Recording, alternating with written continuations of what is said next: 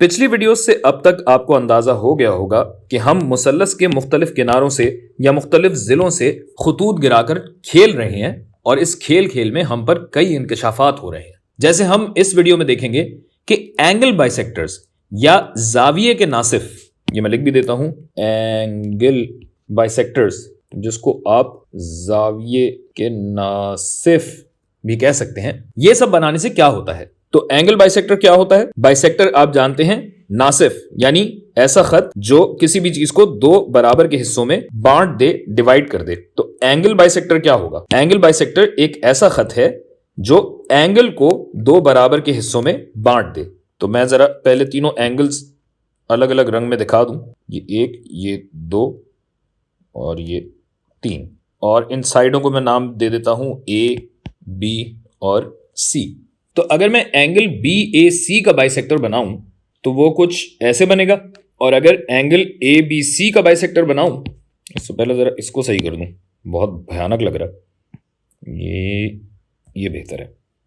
अच्छा जी, तो अब इसका अगर बाइसेक्टर बनाऊं तो ये दोनों जाहिर है एक दूसरे को एक नुक्ते पे काट रहे हैं, क्रॉस कर रहे हैं, और इस नुक्ते को मैं नाम दे देता हूं आई। अच्छा, और आई ही क्यों कह रहे हैं ये अभी आप पे थोड़ी देर में वाजे हो जाएगा। अब जब हम इस नुक्ते आई से मुख्तलिफ पैमाइशें लेते हैं तो हम पे ये इंकशाफ होता है कि इस एंगल के अतराफ की दोनों साइड्स, जिस एंगल से ये बाइसेक्टर गुजर रहा है, इस पॉइंट आई का इन दोनों साइडों से फासला बराबर होता है, और ये फासला कम से कम वाला फासला होता है, यानी लाइन ए बी से आई का परपेंडिकुलर फासला, और दूसरा वाला तकरीबन यहां आएगा।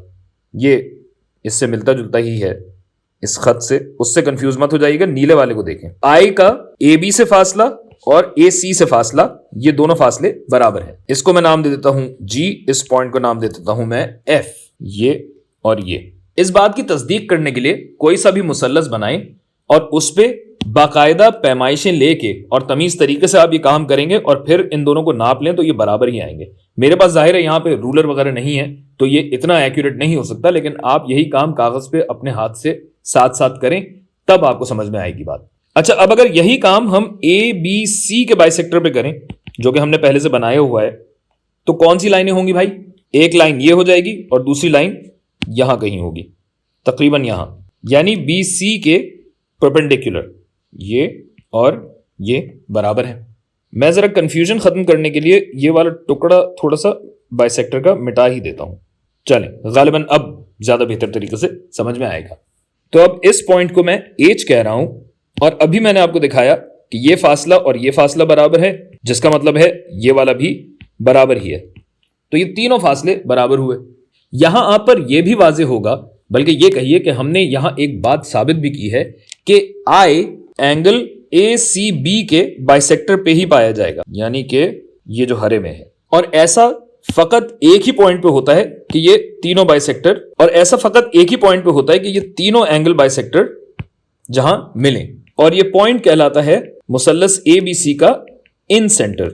इसी वजह से हमने आई इसको कहा था। अब ये समझिए कि इन सेंटर का मतलब क्या है। याद कीजिए कि हमने परपेंडिकुलर बाइसेक्टर्स बनाकर जो पॉइंट निकाला था वो सर्कम सेंटर था, जो एक ऐसे दायरे का मरकज होता है जिसके मुहीत यानी सर्कमफ्रेंस पे मुसल्लस के तीनों किनारे पाए जाते हैं।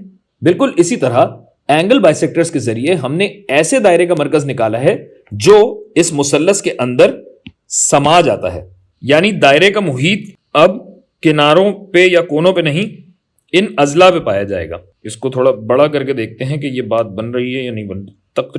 तकरीबन ये बन भी रही है। दोबारा अर्ज करता चलूं कि मैंने ये काम मेजरमेंट्स के साथ नहीं किया है, आप लेकिन मेजरमेंट्स के साथ करेंगे तो ये आपके पास एक परफेक्ट सर्कल यहां बैठता हुआ आपको नजर आएगा। बेसिकली ये वाला पॉइंट यहां होना चाहिए था, ये वाला पॉइंट तकरीबन यहां होना चाहिए था। बात लेकिन आप समझ गए हैं। और जैसा कि आप देख सकते हैं मुसल्लस के तीनों अजला, बिलखुसूस ये पॉइंट्स एफ, जी और एच इस सर्कल के टेंजेंट्स हैं, यानी इस दायरे को सिर्फ और सिर्फ एक पॉइंट पे छू रहे हैं।